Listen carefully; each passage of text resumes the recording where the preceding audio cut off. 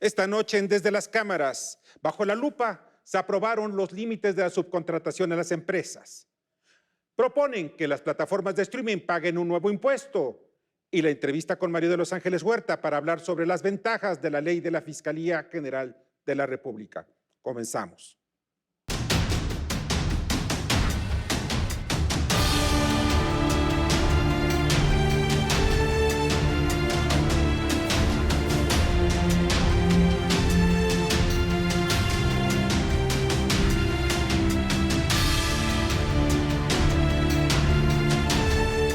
El Senado aprobó con 110 votos a favor la minuta de proyecto de decreto que regula el outsourcing. Su destino es el Ejecutivo Federal. En el Senado de la República se aprobó por unanimidad el dictamen que reforma la Ley Federal del Trabajo en materia de outsourcing o subcontratación. Al respecto, el presidente de la Junta de Coordinación Política, Ricardo Monreal, expresó: tiene como finalidad fortalecer el empleo, robustecer la figura de la subcontratación laboral y eliminar diversas prácticas derivadas de esta figura que producen una verdadera afectación a los derechos laborales de las personas trabajadoras, permitiendo al mismo tiempo atender las necesidades de las empresas para que éstas mantengan sus esquemas de producción y prestación de servicios en beneficio de la economía. Se reformaron también la ley del Infonavit, el Código Fiscal, la ley del ISR, del IVA, la Ley Federal de los Trabajadores al Servicio del Estado y del apartado B del artículo 123 de la Constitución. En esencia, los cambios propuestos en materia de subcontratación laboral reconocen y protegen los derechos laborales y de seguridad social de las personas trabajadoras y fortalecen tanto a la hacienda pública como a la economía nacional. Pero subrayo, es una reforma de justicia laboral para la clase trabajadora. Ya era hora de que el Congreso interviniera en este elemental derecho. Las bancadas de la oposición argumentaron: esto puede atraer más inversión a México porque ya no va a estar el tema del 10% de reparto de utilidades que muchas empresas realmente les parecía injusto porque ya pagaban impuestos, ya pagaban salarios justos. Pero por otro lado, también va a beneficiar a los trabajadores que durante muchos años estuvieron atrás.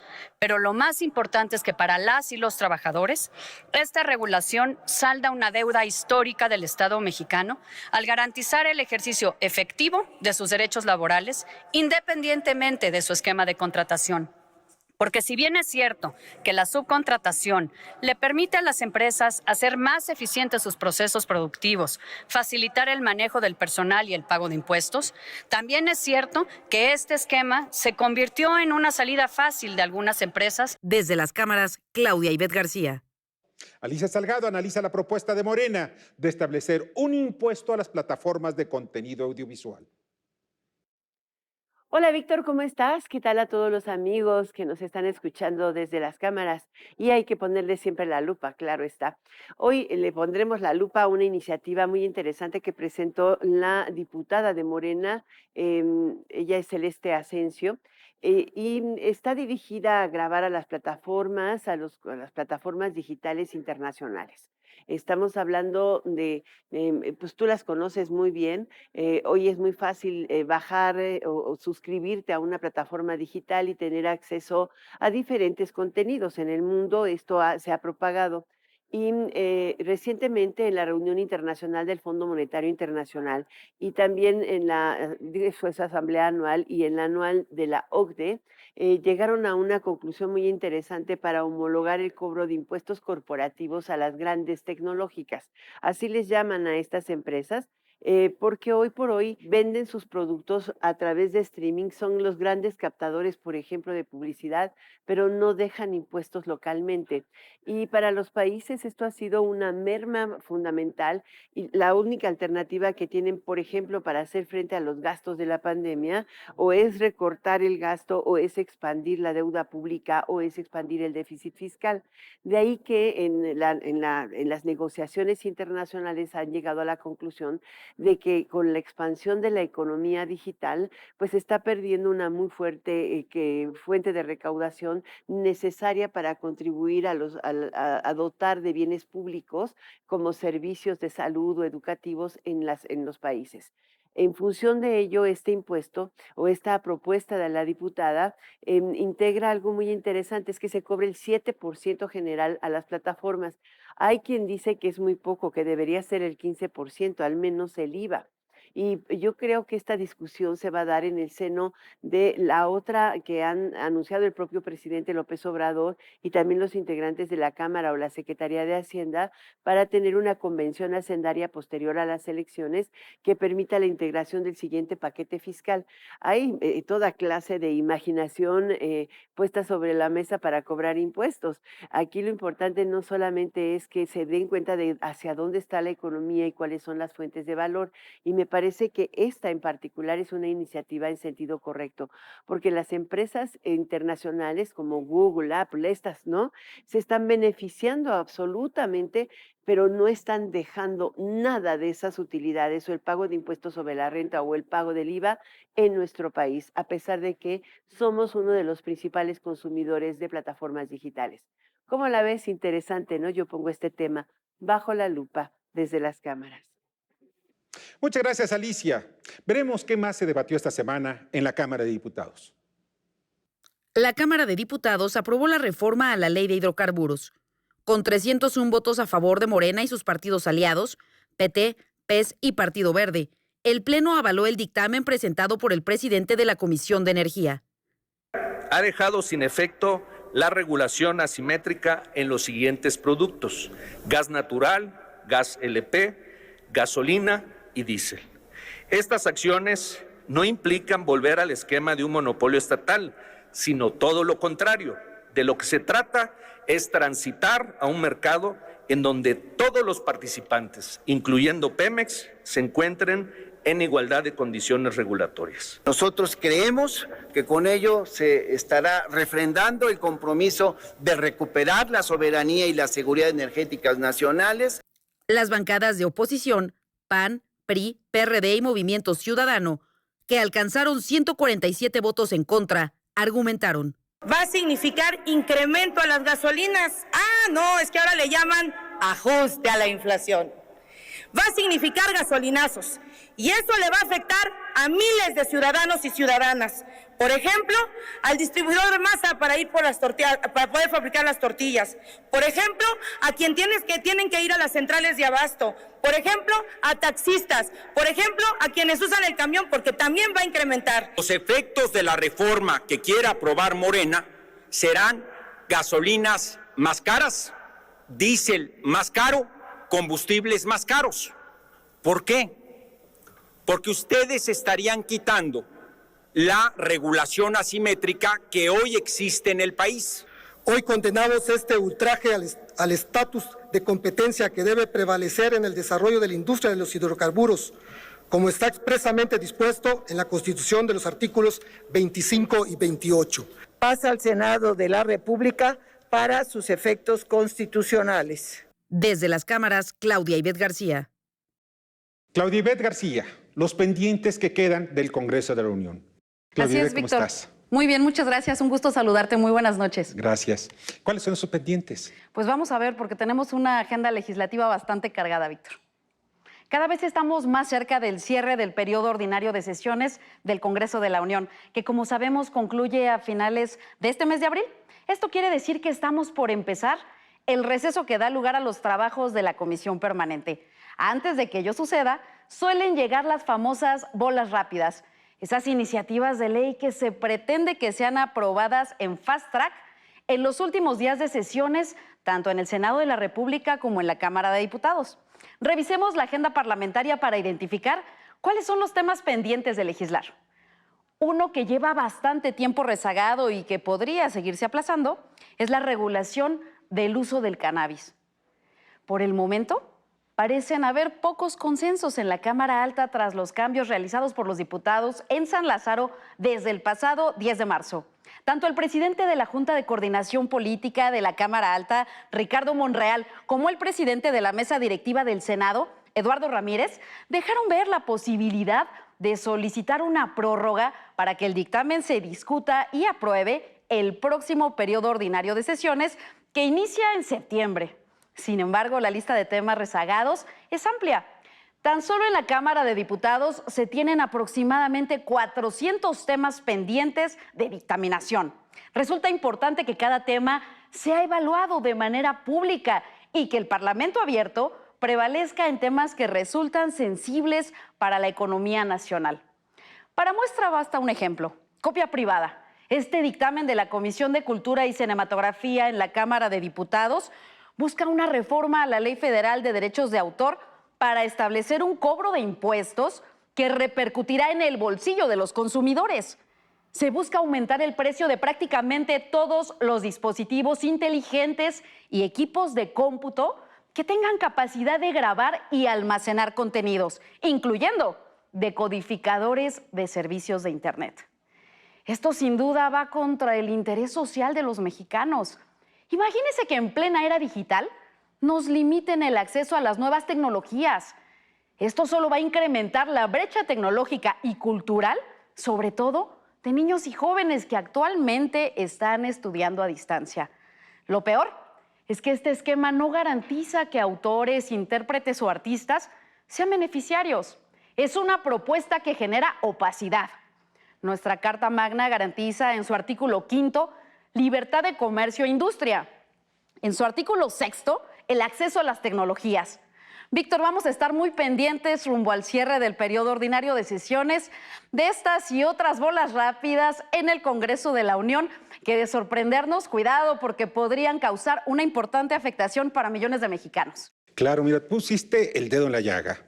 La lupa sobre el tema más importante, que es este asunto de la copia. No sé cuál es el nombre que le quieren poner, que nada más únicamente lo tratan de buscar una salida a algo que es muy grave. Hoy, en estos momentos, muchos niños en varias partes del país no tienen acceso a Internet. Y aún así, ¿les quieres poner un impuesto? Ahora, todo lo que tiene que ver con los sistemas computacionales, o sea, el desarrollo tecnológico también. Se va a ampliar la brecha tecnológica, Víctor, y lo más complicado es que se va a afectar el bolsillo de los mexicanos. Sí, el bolsillo de los mexicanos, la educación, el desarrollo, la tecnología. Estamos precisamente en esa rayita. Tenemos que dar el paso hacia el frente. Y si no lo damos, pues nos vamos a quedar rezagados. Otra vez nos vamos a quedar rezagados. Así es. Claudia Ivette, muchísimas gracias. Un Te gusto. agradezco muchísimo.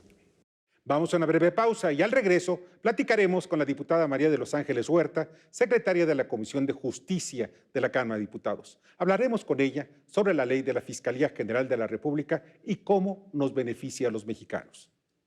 Lo que el fiscal quiere con esta ley es seguir garantizando que las víctimas serán adecuadamente atendidas y, por supuesto, vigilados los procesos para que se haga por fin justicia.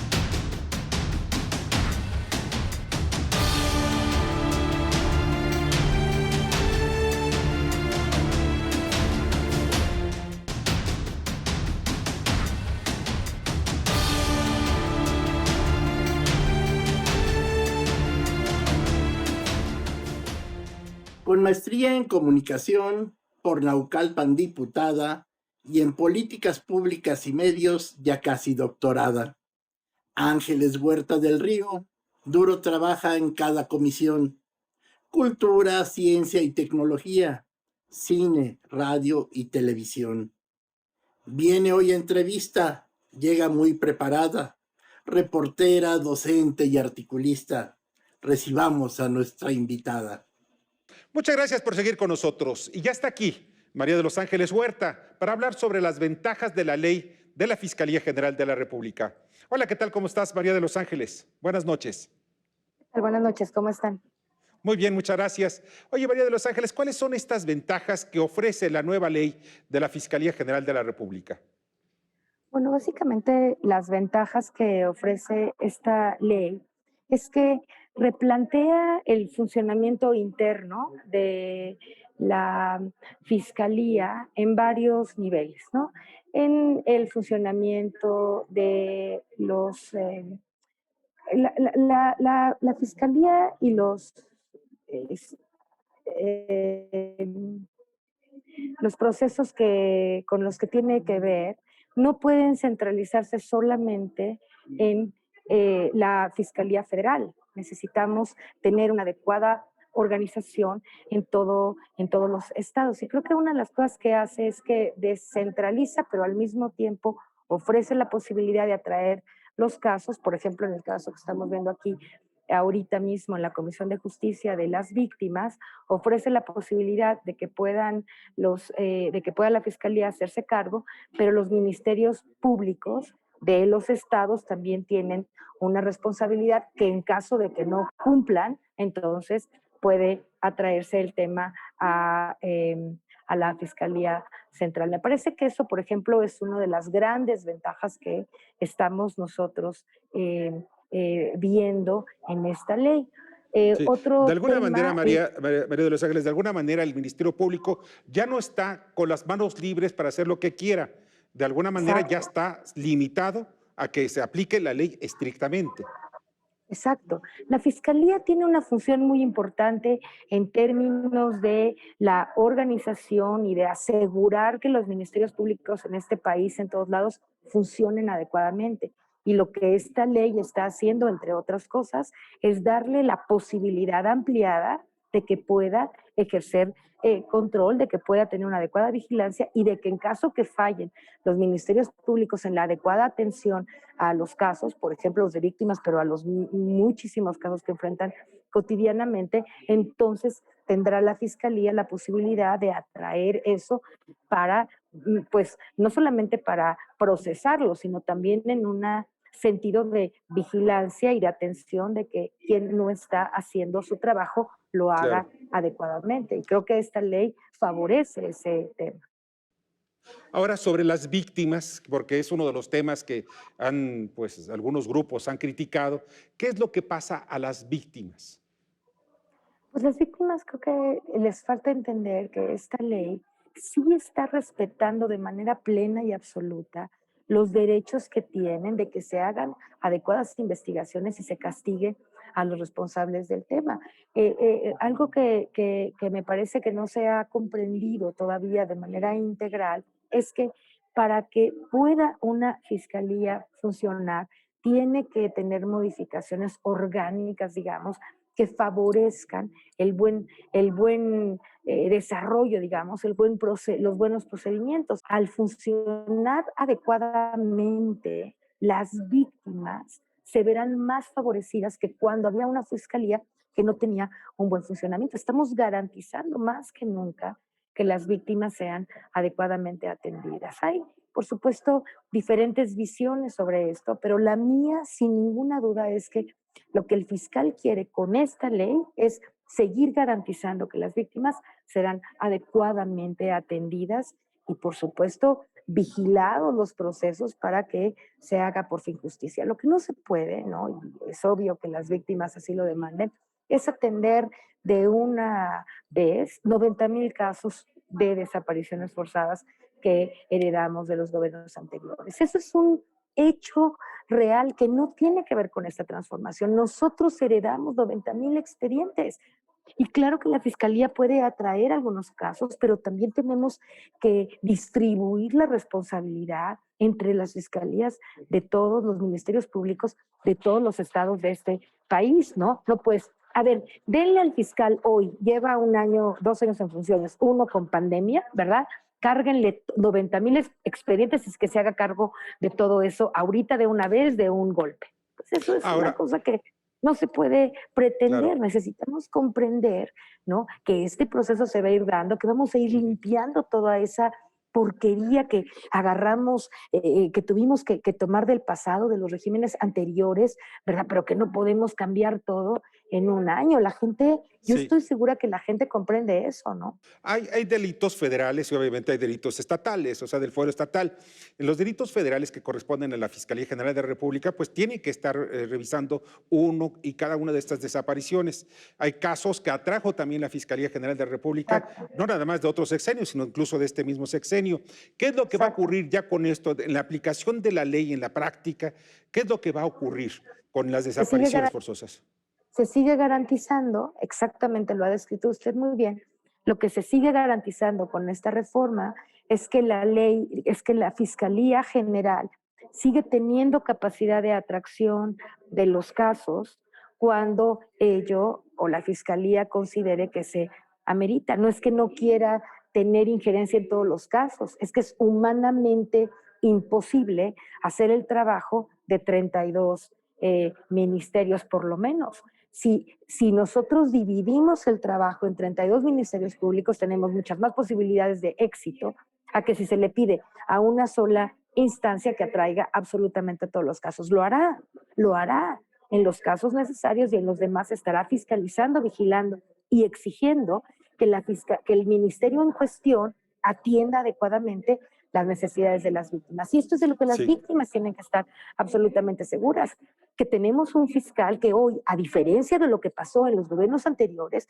un fiscal que tiene toda la intención de resolver el problema, pero tampoco se puede pretender que se resuelvan 90,000 problemas, ¿verdad?, por una sola persona sin que haya la ayuda, ¿verdad?, y el buen actuar de todas las fiscalías de los estados. O sea, entonces le quitamos al Estado de México, ¿verdad?, le quitamos responsabilidad y me la cargo fiscal, que se la cargue toda. Pues eso no tiene sentido, eso no va a pasar, eso no debe pasar. Claro. Hay algo muy importante que vemos alrededor de todo ello, es la coadyuvancia. O sea, de que los ministerios públicos estatales puedan coadyuvar en la investigación, precisamente con la Fiscalía General de la República, y también haya un proceso en forma recíproca. Pero esta coadyuvancia, ¿cuál sería? Las propias organizaciones, no solamente la Fiscalía en términos de coadyuvancia, lo que va a hacer es, por una parte, vigilar, ¿no?, que el proceso esté adecuadamente, que se esté llevando a cabo de manera adecuada. Otra cosa es que va a investigar también, ¿no?, que eso que se está dirimiendo, digamos, en los ministerios, también se esté ejecutando, porque a veces un ministerio puede decir que está investigando y a lo mejor no lo está haciendo, y para eso están las víctimas, justamente, los familiares de las víctimas, porque entonces los familiares de las víctimas son también unos verificadores del adecuado funcionamiento de los ministerios y al mismo tiempo del adecuado, la Fiscalía General Federal estará muy atenta a que las investigaciones y todo lo que tiene que ocurrir para darle una adecuada atención a las víctimas se le pueda dar. Digamos, es una construcción tripartita en donde la Fiscalía Federal hará su papel, en donde las propias organizaciones de las víctimas están muy atentas de que en efecto se esté haciendo justicia en sus propios casos de desaparición, y también del propio ministerio de cada estado que tiene que estar atendiendo, ¿no?, a las víctimas en su caso. Es esta construcción, digamos, lo que la propia ley está planteando. María de los Ángeles, en esto también estamos viendo lo siguiente, que quede claro que las víctimas, sobre todo las familiares de las víctimas de los desaparecidos, esto no debe quedar impune. Y para ello debe el Estado, todo el Estado mexicano, que incurren también los gobiernos estatales, el gobierno federal e incluso los familiares, pues deben estar juntos para un solo objetivo, que es precisamente demandar, primero, encontrar a los desaparecidos, y segundo, en los casos que haya pues algún delito, pues exigir justicia. ¿Esto depende de esta ley? Claro, eso es justo lo que estamos planteando, eso es justo la intención del fiscal. El fiscal general lo que quiere es que haya justicia. Esta ley orgánica lo que está planteando es que para que se pueda en efecto ejecutar esa justicia a las víctimas, necesitamos una organización, un reordenamiento, un arreglo interno que permita el adecuado funcionamiento de la Fiscalía General, de las demás ministerios que están involucrados en el tema, y por supuesto de todas las instancias y de que todas las leyes que tienen que ver con la desaparición y con las víctimas se esté implementando de manera adecuada. Es responsabilidad del fiscal, y no solamente no la quiere evadir, la está con esta ley asumiendo la responsabilidad de que lo va a hacer y lo va a hacer adecuadamente. Por eso nosotros aquí a las víctimas les estamos diciendo, acepten que para poder seguir en este camino de sí arreglar lo que no arreglaron en el pasado. Necesitamos una fiscalía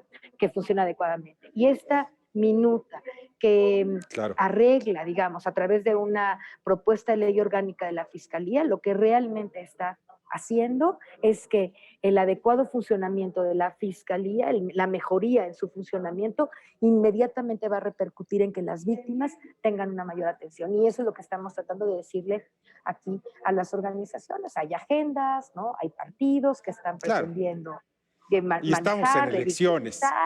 Estamos en elecciones, ¿no? Entonces, pero digamos, en lo general, lo que se puede decir es, tengan la tranquilidad, la sociedad y por supuesto las víctimas, que la intención de este Congreso, la intención de este gobierno, la intención de esta transformación es justamente atender lo que antes estos gobiernos, ¿no? Y tengo que decir, los gobiernos neoliberales del pasado no atendieron, porque entonces no tendríamos 90,000 expedientes. Fíjese usted bien lo que estoy diciendo, 90,000 expedientes que no fueron atendidos por los gobiernos del pasado y que ahora sí nosotros, el propio fiscal general, está con toda la intención de que se arregle. Y nosotros en la Cámara de Diputados, además, seremos unos... en el mejor de los sentidos, unos verificadores de que en efecto todo esto se dé para el bien de las víctimas. Eso es lo más importante, María de los Ángeles. De verdad, te agradezco mucho que hayas estado con nosotros esta noche. Estoy a sus órdenes. Muchas gracias por la entrevista, ¿eh? No, muchísimas gracias a ti. Pásala muy bien. María de los Ángeles Huerta, diputada por el Partido Morena, y pues con este tema que es muy importante, que está enfocado fundamentalmente a la seguridad de todos los mexicanos, estableciendo áreas federales, áreas estatales y también la responsabilidad de la sociedad. Muchas gracias por acompañarnos esta noche en Desde las Cámaras y los esperamos la próxima semana a la misma hora para que analicemos bajo la lupa qué es lo que está pasando en el Poder Legislativo. Los esperamos.